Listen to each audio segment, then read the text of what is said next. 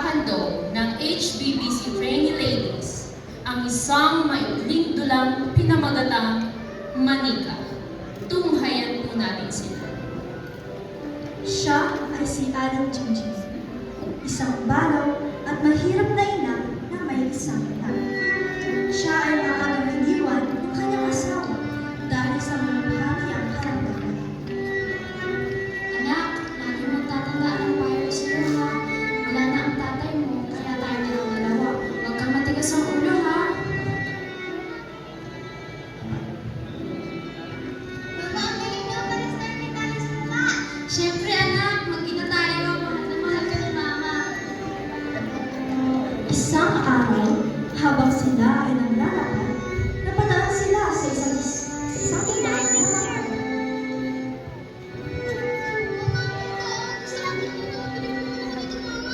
Naku, anak, wala tayong pambili ng ganang laruan. Palagi na lang wala. Lahat na naman gusto kong laruan, hindi niyo ako binibili. Bakit ba kasi mahirap lang tayo? Anak! Mama, naiingit na po ako sa mga kalaro mo. Lahat po ng gusto kong laruan, meron sila, pero ako wala. So, pasensya na anak, wala talaga tayong pambili ng ganang laruan. Bakit hindi ninyo binibigay yung gusto ko? Ayoko na dito! Dahil sa sobrang tampo at galit ng anak, siya ay dali-dali tumakbo patungo sa kanilang bahay. Siya sa kanilang tahanan. Ngunit hindi niya namalaya, gumawa ng paraan ang kanyang ina para maibili ang gusto niyang manika. Ito ay nagpapakita ng tunay na pagmamahal ng isang ina sa kabila ng kahirapan. Lucky! Anak! Nandito na si Mama! Dala mo yung manika! Anak? Anak! Nasaan ka na? Ano? Ba't wala ang dito ni Anak? Lucky! Anak! Nasaan ka na? Lucky! Anak! Hindi makita ni Aling Jingjing ang kanyang anak na si Lucky. Ngunit patuloy niya pa rin itong hinanap nang hindi nalalaman wala na pala ang kanyang anak sa kanila. Dinamdam ng maigi ni Aling Jingjing ang pagkawala ng kanyang anak. Kung saan-saan na siya nakarating upang hanapin ang kanyang pinakamamahal at nag-iisang anak. Sa kabilang dako, lumipas ang mga panahon, ay may nagdala kay Lucky sa isang Baptist orphanage. At doon sila nakakilala sa Panginoon at palagi ipinapanalangin na muli niyang makita ang tunay niyang ina. Pinag-aral siya ng isang mayaman at nakatapos siya sa kursong medisina.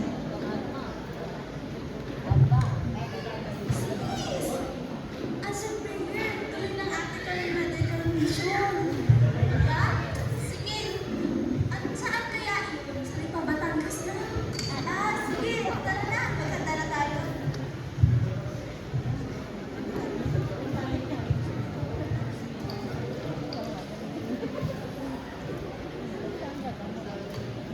Habang sila ay nasa medical mission, may napansin si Dr. Lucky sa isang gilid.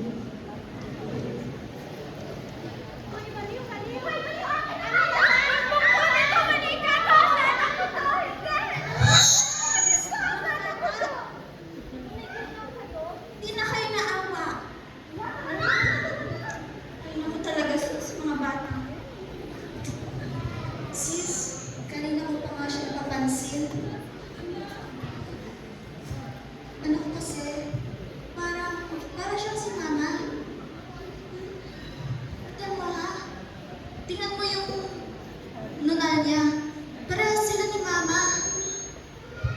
Parehas din kami ni Mama ng nunal eh.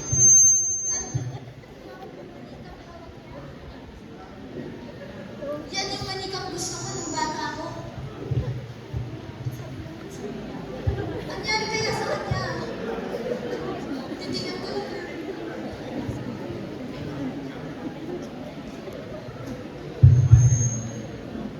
Ma? Sino ka?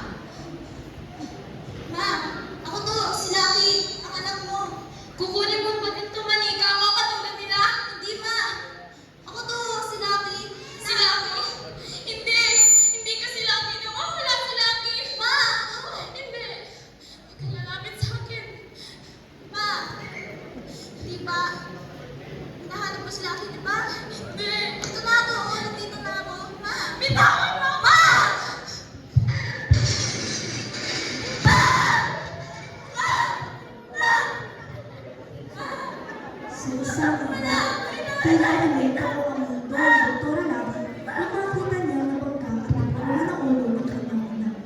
Ang matagal na panahon ng paghahanap at pananalik ay nauwi sa isang masakit na pangyayari. Nanginginig sa takot at lungkot, dali-dali niyang sinugod sa ospital si Aling Jingjing habang taimtim na nag-aalala sa Diyos na huwag itong mawala mula sa kanya.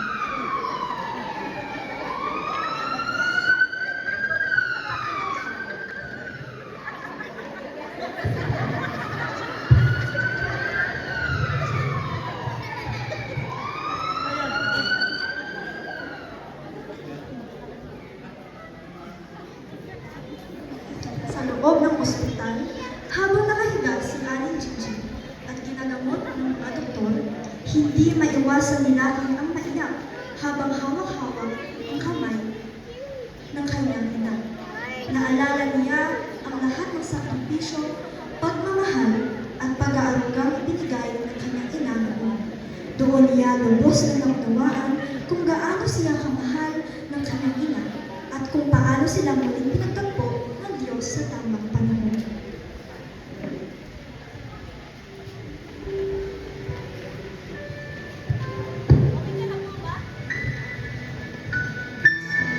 Anak, ikaw ba talaga yan?